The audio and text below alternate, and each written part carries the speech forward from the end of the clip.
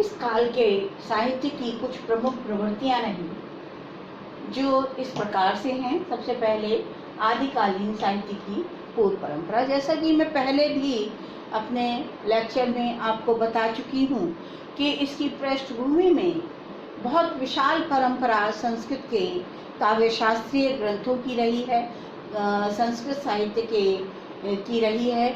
उसके बाद जो है अपभ्रंश का साहित्य, विभिन्न प्राकृतों का साहित्य, बहुत पाली साहित्य, तो बहुत बड़ी लंबी परंपरा साहित्य की रही है। उसको कभी भी विस्मृत नहीं किया जा सकता और उसको पूर्व परंपरा में हम लेंगे। इसमें जैन कवियों का साहित्य भी आता है, सिद्धों का साहित्य भी आता है, नाथ संप्रदाय के जो हठयोगी संत थे उनका भी साहित्य इसमें आता है। तो काफ़ी लंबी परंपरा इस युग की रही है। बहुत सारे काव्य शास्त्रीय ग्रंथ इसमें रचे गए और इस प्रकार से इसका प्रभाव जो है पूर्ण तरह इस पर पड़ा। उनके छंद, उनके काव्यात्मक स्वरूप, उनकी कथानक रूढ़ियाँ, उनके जितने भी काव्यात्मक रूप थे, कथानक रूढ़ियाँ थी, विविध परंपराएं थीं, उससे इस काल का साहित्य प्रभावित हुआ है और हिंदी भाषा में वो पूरी तरह से उसका सम्यक उन्मेष हुआ है और सुनियोजित मार्ग जो है इस काल के साहित्य के लिए उसका प्रशस्त किया। और इस काल के नाना प्रकार की परंपराओं से जो है इस काल को प्रशस्ति, इसका मार्ग प्रशस्त हुआ है। अगली जो हमारी है कथ्य प्रतिपादन। तो इस साहित्य में जो सृजन हुआ उसकी व्यापक पृष्ठभूमि बनी हुई। उसमें जो है तरह तरह का साहित्य हुआ। कुछ श्रृंगार परक ग्रंथ लिखे गए, कुछ जैन साहित्य जो लिखा गया उसमें उनकी मनोप्रवृत्तियों का, उसमें उनकी भक्ति का, मनोप्रवृत्तियों का और सात्विक वृत्तियों का जो है चित्रण, विषय चित्रण हुआ है। श्रृंगार परक काव्य जैसे विद्यापति का लिखा गया तो उसमें श्रृंगार की और भक्ति की भावनाएं हैं। दूसरी तरफ सिद्धों का साहित्य लिखा गया, उसमें भी जो है कहीं तो भक्ति है और कहीं तंत्र मंत्र साधना का वर्णन किया गया है। इसी प्रकार से मुकरियाँ और पहेलियाँ लिखी गई अमीर खुसरो के द्वारा, जिसमें कि मनोरंजन साहित्य का प्रतिपादन हुआ है। तो इस काल का जो साहित्य है वो बहुत ही तरह का, विविध प्रकार का, विविधता लिए हुए साहित्य है। और आगे जो है हम चलते हैं क्रमात्मक और प्रवृत्त्यात्मक विकास कि इस काल का जो साहित्य है उसमें चित्रित जो प्रवृत्तियां हैं आगामी साहित्य में उत्तरोत्तर विकसित होती रहीं और उत्तरोत्तर उनका विकास हुआ। इस काल के साहित्य में मानसिक जो श्रृंगार से लेकर मानसिक सौंदर्य तक पहुंचने का प्रबल वेग हमें दिखाई देता है। जैसे प्रेम काव्यों की कथानक रूढ़ियों और परंपराओं का वर्णन मिलता है। नक्षिक वर्णन, दूती संप्रेषण, संदेश, काम लेख भेजना, प्रेमी प्रेमिका का मिलन, देवी शक्तियों का प्रेमी प्रेमिकाओं के मिलन में हाथ, नायक नायिका का किसी मंदिर या खंडहर में मिलना, या संवादों के रूप में शुक और शुकी और सारिका का संवाद आदि प्रयुक्त है तथा उनके द्वारा प्रेम के रहस्य का उद्घाटन, स्वकीय परकीय प्रेम का वर्णन, नाना प्रकारों का चित्रण प्रेम काव्यों में इसमें मिलता है और उनकी अनेक काव्य रूढ़ियों का नियोजन किया गया है। इस काल में भक्ति व रीति के साहित्यों में विद्यापति के माध्यम से श्रृंगारी कविताओं का प्रवृत्तियों का संवेग और प्रस्फुटन हुआ और रीतिकालीन साहित्य की प्रमुख प्रवृत्तियां श्रृंगार की प्रधानता, आशयदाताओं की प्रशस्ति गान और नारी का नक्षिक वर्णन, अलंकार प्रियता, मुक्त काव्योचित, नाना प्रकार के छंदों का उपयोग आदि इस साहित्य की क्रमागत परंपरा का निदर्शन होता है।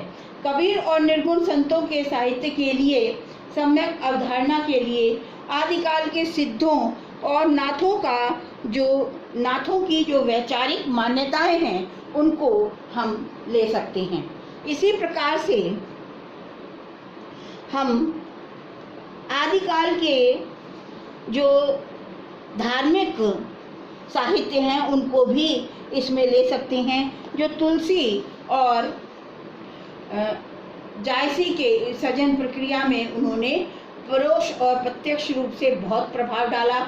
मध्यकालीन हिंदी साहित्य का मुख्य केंद्र बिंदु नारी रही और आदिकालीन के जैन रासो लोक साहित्य में किसी न किसी रूप में अपनी भूमिका से वो प्रभावित होती रही। अब अगला जो है हमारा पॉइंट है काव्य में उपनाम लेखन। तो काव्य में उपनाम लेखन की परंपरा यहाँ दिखाई देती है। उससे जो है काव्य को पहचानना बड़ा आसान हो जाता है। तो कवि का उपनाम जो है इन रचनाओं में, इस युग की रचनाओं में हमें प्राप्त होता है। उससे जो है कविता के अनुकरण की आशंका खत्म हो जाती है और इसीलिए जो है ये उपनाम लेखन की परंपरा जो है इस युग में शुरू हुई होगी। उर्दू साहित्य में भी इसका प्रचलन है और हिंदी साहित्य आदिकालीन काव्यों और अपभ्रंश साहित्य के काव्यों में विशेषता मुक्तक कवियों के काव्य में मुक्तक कविताओं में उपनाम लेखन की प्रथा मौजूद थी। हिंदी की इस प्रथा का पालन भक्ति काल और रीति काल में भी हुआ। अब अगला है प्रकृति चित्रण। प्रकृति चित्रण स्वतंत्र रूप से इस युग में प्रकृति का चित्रण नहीं हुआ है। इस काल में वस्तु वर्णन और अंतर्गत प्रकृति दोनों पद्धतियां आलंबन और उद्दीपन रूप को ही अपनाया गया है और बाकी प्रकृति जो है जहाँ भी आई है वो केवल परिगणन शैली के रूप में आई है। इस साहित्य के प्रणेता प्राकृतिक वर्णनों के साथ मानव जीवन की रागात्मकता का उल्लेख करते हैं और उनका कलात्मक अभिव्यंजन करते हैं। इस साहित्य के प्रकृति निरूपण में उभय रूप में आलंबन और उद्दीपन प्रवृत्ति साहित्य में देखे जा सकते हैं। इनके महाकाव्यों का वस्तु वर्णन हिंदी के मध्यकालीन प्रवृत्ति साहित्य में अनुकरणीय बना रहा। प्रकृति वर्णन की परिगणन शैली पद्मावत में, जायसी के पद्मावत में भी देखी जा सकती है। आगे है कलात्मक अभिव्यंजन। तो इनका जो कलात्मक पक्ष था इस युग का, उसकी प्रतिभा विविध रूपों में देखी जा सकती है। चाहे धर्माश्रयी नाथ और सिद्ध हों जिन्होंने दुरूह हठयोग साहित्य का वर्णन किया, चाहे लोकाश्रयी खुसरो पहेली मुकरी में अनुरंजनात्मक साहित्य हो, वे वीर रस की ओजस्वी रचनाएं हों, या किसी ललितांगना के मनोमुग्धकारी लावण्य में वर्णन हो, उसमें सर्वत्र साहित्यकार ने अपनी परिष्कृत अभिव्यक्ति का उल्लेख किया है। अगला पॉइंट हमारा आता है अभिव्यक्ति शैलियाँ डिंगल और पिंगल। तो इस युग में साहित्यकार तत्कालीन भाषा में प्रचलित दोनों शैलियों की अभिव्यक्ति का कलात्मक रूप प्रस्तुत किया है। विद्वानों ने डिंगल और पिंगल दो विभिन्न भाषाओं के रूप में स्वीकार किया। ये दोनों संस्कृत की पांचाली और गौड़ी शैलियों तथा आर्भटी और सातोती आदि वृत्तियों के समान ही हिंदी भाषा की दो शैलियाँ मात्र थी। ये भाषा के रूप में नहीं थी बल्कि दो शैलियाँ थी, डिंगल और पिंगल। अगला है काव्यगत रूप।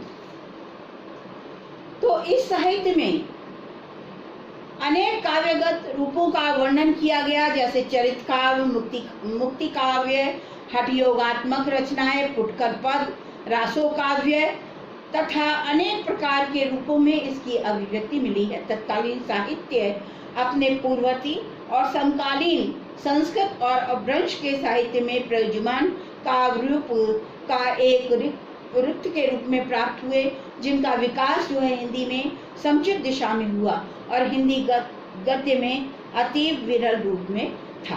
अब आता है अगला पॉइंट हमारा कि इनका शिल्प विधान कैसा था। हिंदी के आदिकालीन साहित्य में जहाँ कथ्य अपने आप में मनोरम है, वहाँ शिल्प विधान भी बहुत आकर्षणमय है। इस साहित्य के शिल्प विधान के अंतर्गत छंद प्रयोग क्षेत्र में महाक्रांति का सूत्रपात हुआ।